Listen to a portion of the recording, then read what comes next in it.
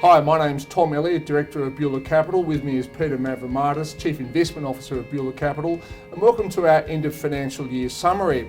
Well, it's fair to say it's been a very, very volatile year in not just Australian but global financial markets.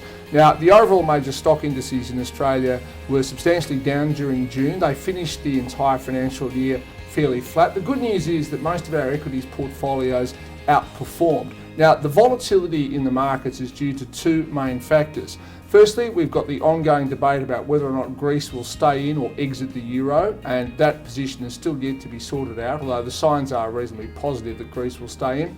Secondly, and arguably more importantly for Australia, we've seen a substantial slowing in the Chinese economy, and this has been most keenly felt in the iron ore price, which is plumbing decade lows. And as a result, of course, the share price of iron ore producers, Fortescue, BHP and Rio have all been hit in recent months.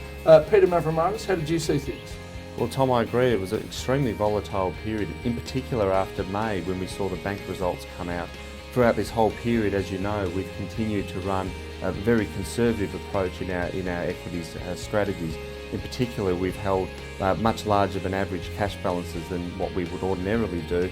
And we've also continued to look for stocks with a strong degree or proportion of international earnings to take advantage of a falling Australian dollar, and we expect it to continue falling, particularly as commodity prices. Well, this is the thing, away. Isn't it? Because I mean, the $8 is down as we speak to around 74 US cents, which interestingly is its multi-decade average. The low $8 is with us to stay, and you think it'll go lower, Peter? Absolutely, Tom. We think it's probably going to go below 70 cents eventually, but we do feel from a fundamentals perspective that the Australian dollar continues to be overvalued. There's still a chance indeed, given the modest, if you like, growth in the Australian economy, that we'll see a reduction in domestic interest rates. So Peter, we've got higher than normal cash balances. We've also got a preference for equities with overseas earnings. What about our fixed interest stance at the moment?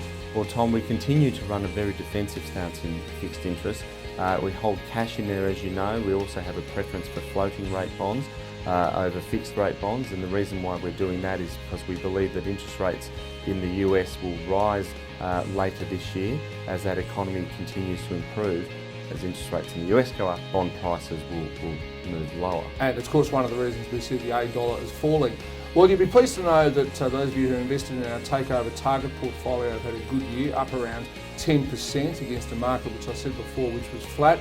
The environment for takeovers is still very positive. Low interest rates here in Australia, and it's quite possible that Australian rates could fall further with a weakening of our economy. Low organic earnings growth, which means that companies have a greater incentive to try and take each other over. And with the recent correction in the market, cheaper equity prices, which again are attractive for takeovers. All right, well, let's hope the current financial year is less volatile and more positive than the one just gone. Thank you very much for your company, and we'll do it again next month.